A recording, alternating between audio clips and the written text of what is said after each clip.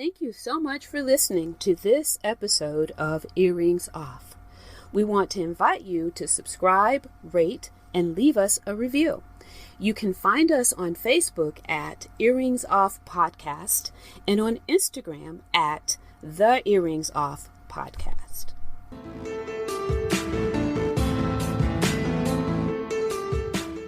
Welcome to Earrings Off. I'm Lou. And I'm Teresa. Let's get started.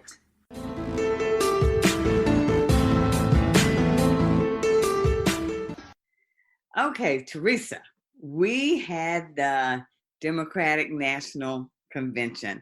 I don't even have to ask. I know you watched. Bit of a change because of COVID, but like they say, with everything, even in COVID, the challenges and the bad stuff, there are some opportunities and changes that we're forced to make. I sort of liked it.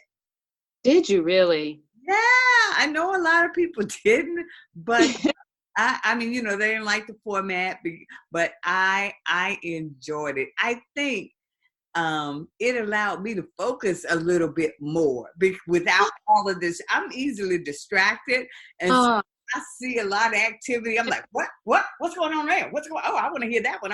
But you didn't get that opportunity, and so I actually thought I got quite a lot out of it. So that is an interesting take on it, because that's the very reason I did not like it. Really? That's what people are saying.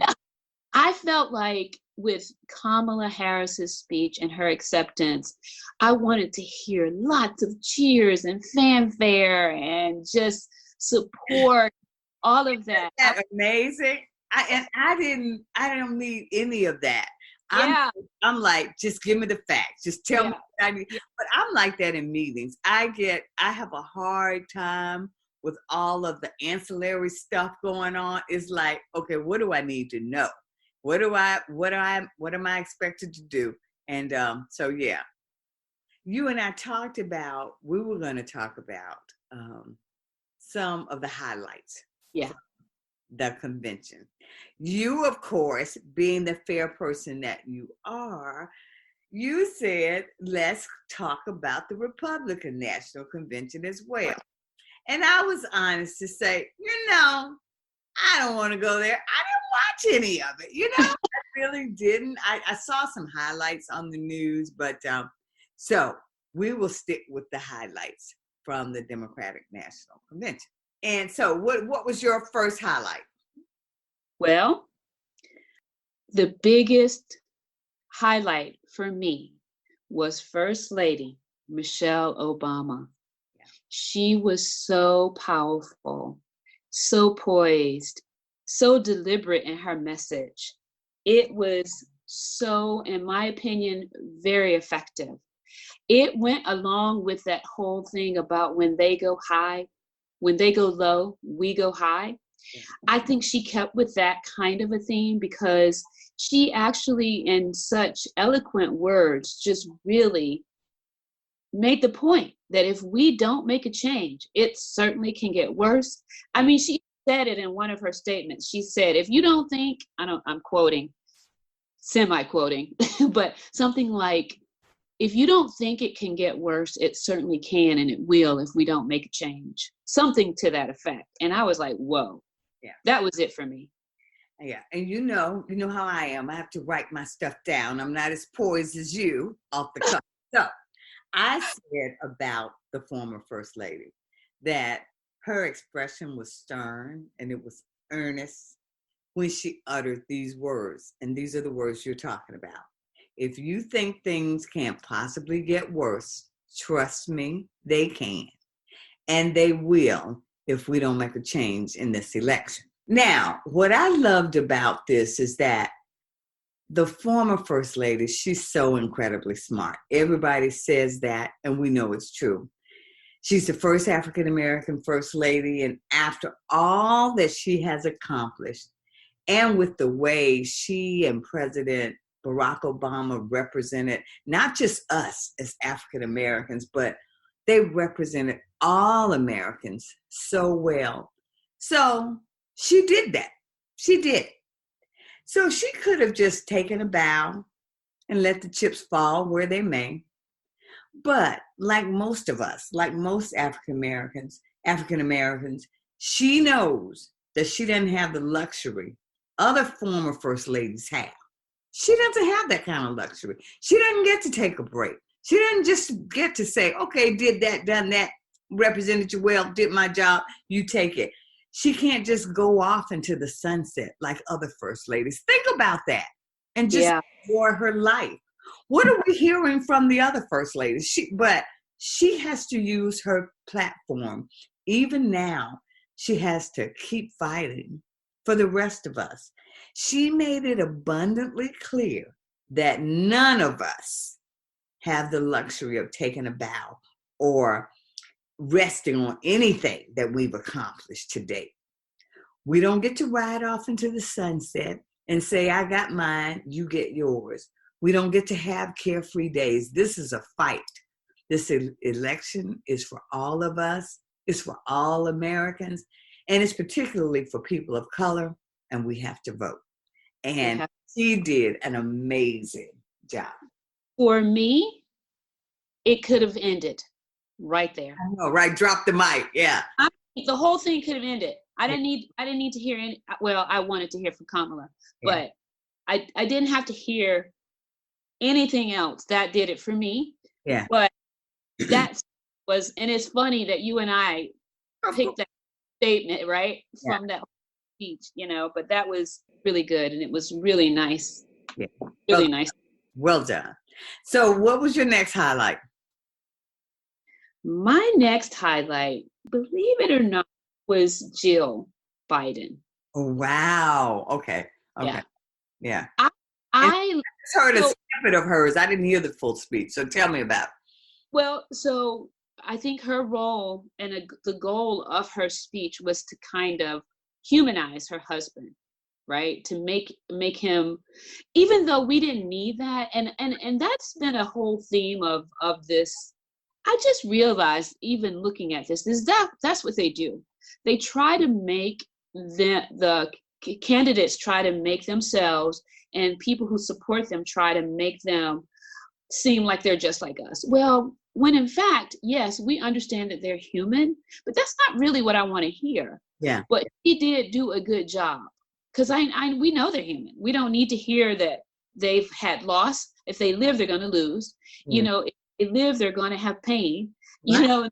Have celebrations. Yeah, Teresa. Yeah. So I don't have to hear that, but she did a good job in telling the story of them. Okay. And how how they fell in love, and what kind of guy he is outside of the cameras and the politics and all of that. I enjoyed her. Well, I heard she did a very nice job.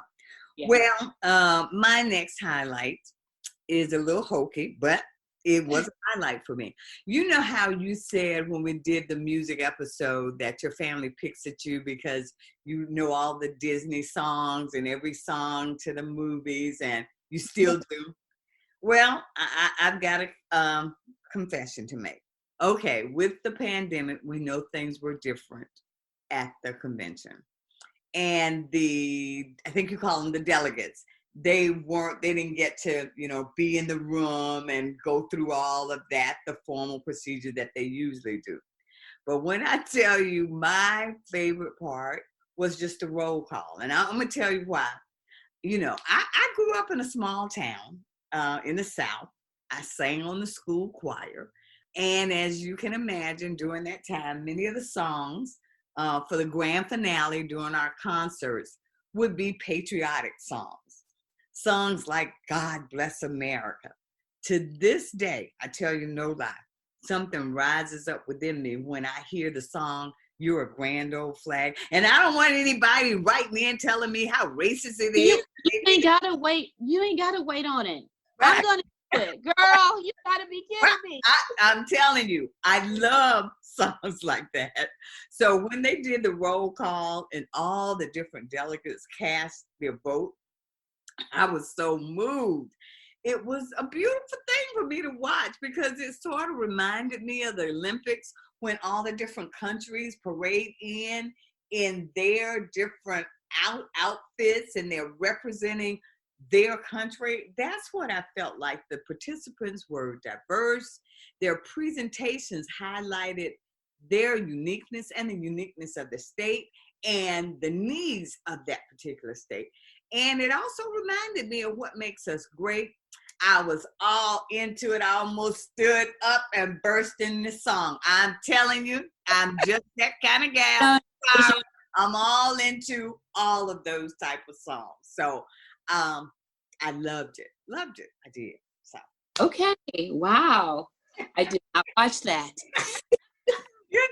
That's where I will end on that one. You know, I know people are gonna be, oh, I can't believe that. Whatever. Love it. You're a grand old flag. You're a high flying flag. What in the world? What's not to love about that? Sorry. Okay. My next highlight isn't about a person. It's just about the overall theme of it. It was about unity. And I liked that, sure, there were comments about why we need to vote and we need to remove Donald Trump from office. But the overall theme I liked was the unity of it. And it didn't matter what party. They were reaching out to everyone. They had people from all backgrounds telling their stories and sharing. You know, just for instance, the girl who nominated Joe Biden. Yeah. You know, I liked that. And that's a bit hokey too. And I know a lot of it is for show. But, you know, I'm glad they took the high road. Yeah. And over the overall, because, you know, we said we weren't going to do a comparison, and I did not watch the Republican. I attempted to watch some of it. I saw it on the news. But it was all about hate. It was all about scare. Everything that I heard, they were trying to scare people to vote. And stirring up the divisiveness. Stirring up the divisiveness. And I didn't get that from the Democrats. But I certainly hope that people, I found myself thinking, who are these conventions for?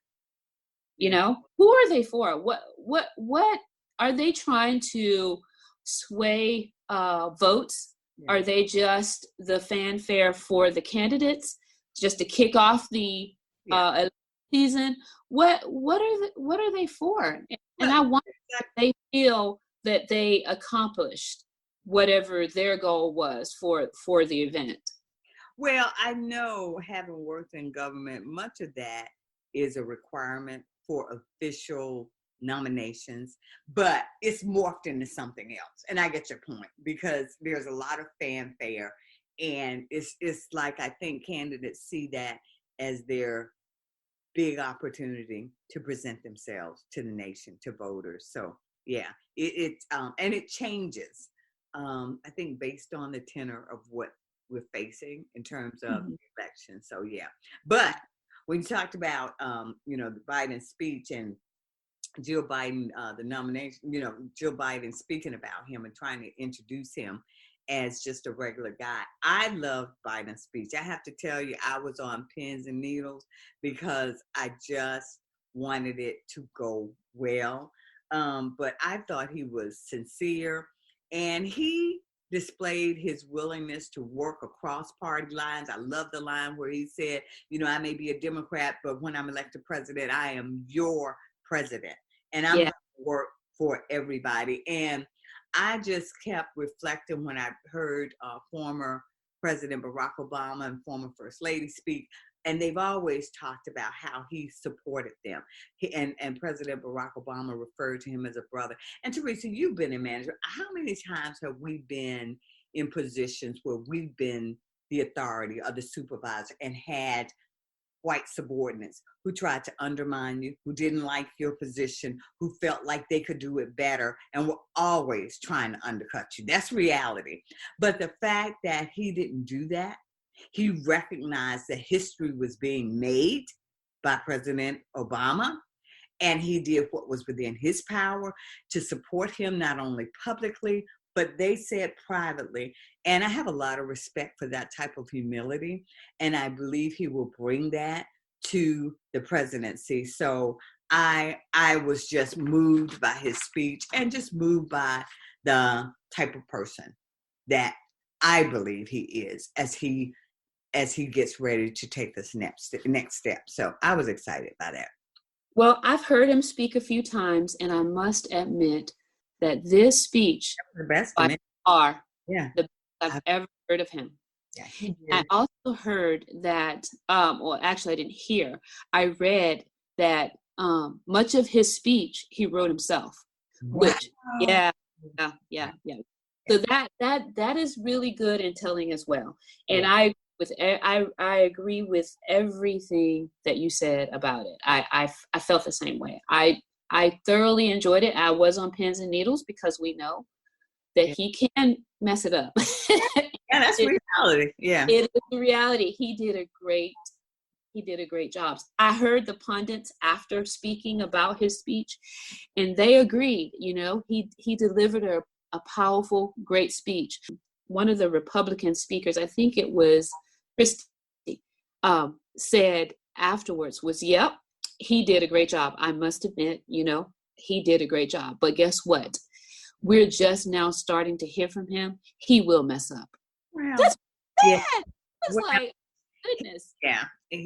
So, but for that night, it was wonderful and a masterful speech. So, now, do you have another highlight?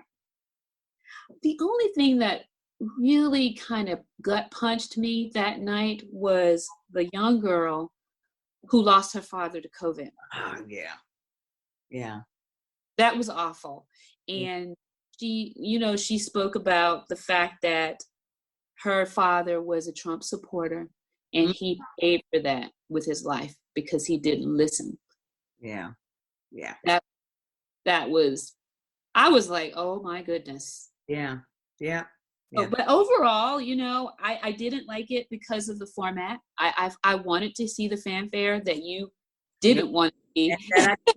And that I did not miss. I have to tell you.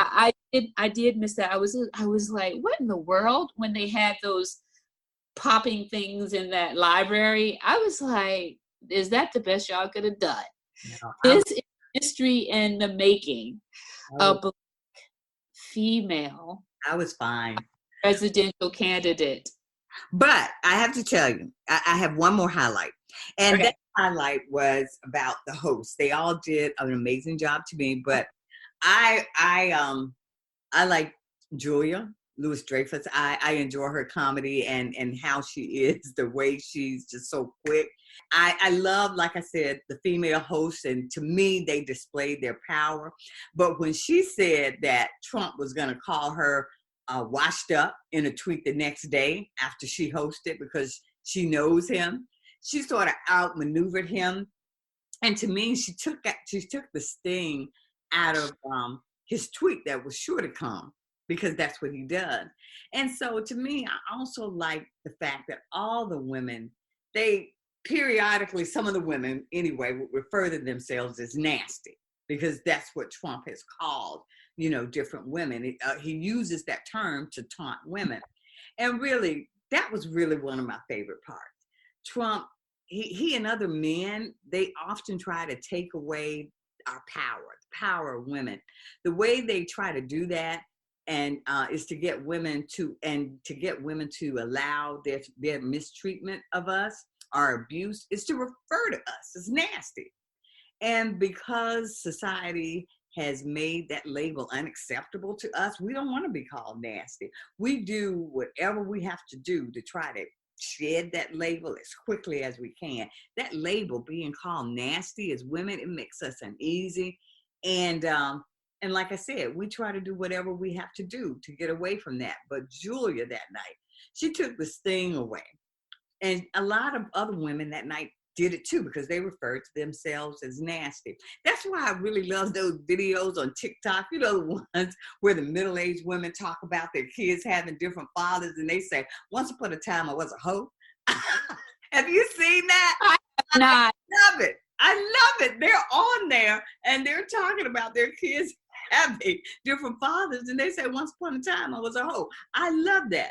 You don't cower away from your life choices. especially decisions made when maybe you were younger and lacking in sufficient maturity to maybe make better ones. And I'm most certain that the Lou I am now is not the Lou I was when I was 20 years old. Because if I'm still the same Lou, that's showing I haven't grown, that I'm still in the same place. And that's never a good sign. So I like it when women own their power, not cowering when what you say about me is not who I am.